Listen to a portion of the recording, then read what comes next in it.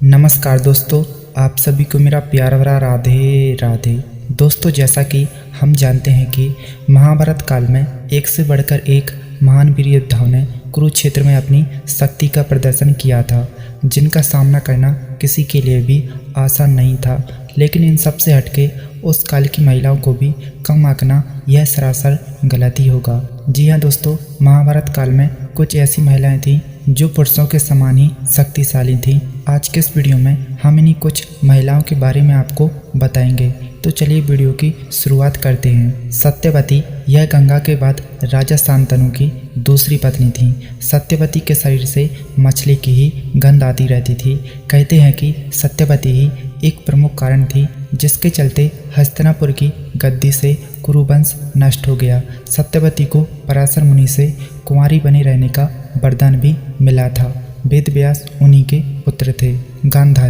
गांधारी की आंखों में अद्भुत शक्ति थी। गांधारी ने अपनी शक्ति के बल पर दुर्योधन के अंग को वज्र के समान बना दिया था, लेकिन श्री कृष्ण की चतुराई के चलते उसकी जंघा वैसी की वैसे ही रह गई थी, क्योंकि श्री कृष्ण ने कहा था कि माँ के समक्ष नग्न अवस्था में जाना पाप है।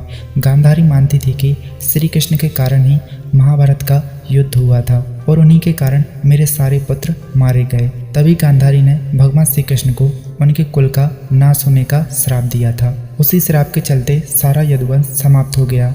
कुंती को भी यह वरदान प्राप्त था कि वह किसी भी देवता को बुलाकर उनके साथ नियोग कर सकती थीं।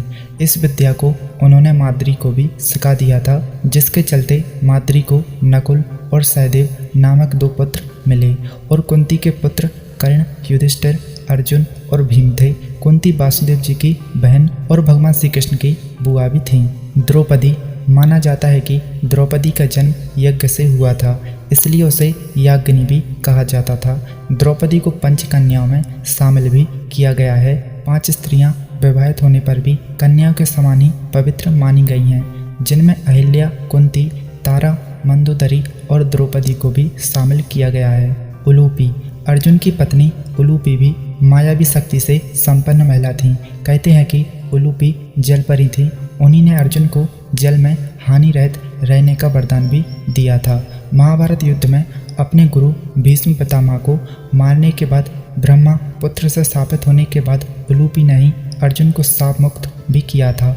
एक अन्य युद्ध में अपने पुत्र के हाथों मारे जाने पर उलूपी ने ही अर्जुन को पुनर्जीवित भी कर दिया था।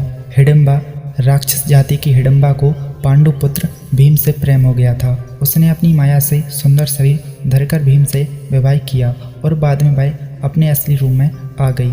हिडिंबा और भीम का पुत्र घटोत्कच था। द्रौपदी के शाप के कारण ही महाभारत के युद्ध में घटोत्कच कर्ण के हाथों मारा गया था।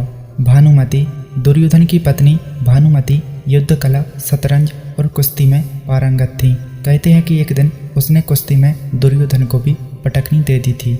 भानुमति के कारण ही यह मुहावरा बना है कि कहीं की ईंट कहीं का रोड़ा, भानुमति ने कुनबा जोड़ा। भानुमति बेहद ही सुंदर, आकर्षक, तेज बुद्धि और शरीर से काफ़ी ताकतवर थी। गांधारी ने सती पर्व में बताया है कि भानुमति दुर्योधन से खेल खेल में ही कुश्ती करती थी, जिसमें दुर्योधन उससे कई बार हार भी जाता था। तो दोस्तों, ये थी महाभारत काल की बेहद ही मायावी महिलाएं। आशा करता हूँ दोस्तों आपको ये जानकारी अच्छी लगी होगी, और अगर आपको अच्छी लगी तो आप हमें कमेंट करके अपनी राय जरूर दें। साथ ही आप वीडियो को लाइक, शेयर व ऐसी और विश्वसनीय वीडियो देखने के लिए आप हमारे चैनल को सब्सक्राइब भी अवश्य करें। तो चलिए दोस्तों, मिलते हैं अगले वीडियो में। तब तक के लिए आपका इस वीडियो को देखने के लिए बहुत बहुत धन्यवाद।